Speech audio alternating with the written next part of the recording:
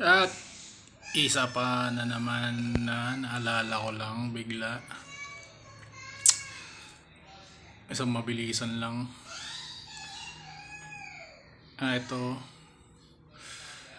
Itong share ko na naman na hack na syempre natutunan ko na naman, narinig ko na naman sa isang successful na tao.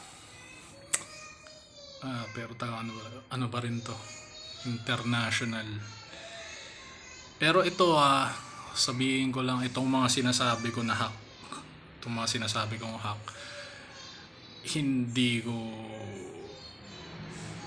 hindi ako sigurado kung gagana.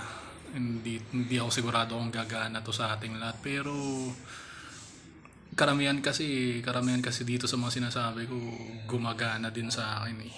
At saka etong mga sinasabi ko natutunan ko mismo sa mga masasabi kong magagaling na tao na sa kanila mismo gumagana. Syempre sa kanila ko nga natutunan eh.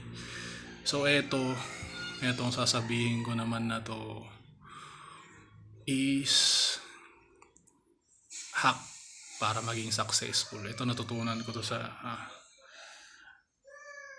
rapper din to, na businessman din. Basta magaling din siya. Para maging successful daw, maniwala sa sarili. Maniwala ka sa sarili mo. Maniwala tayo sa sarili natin. Ayun. Yun lang. God bless.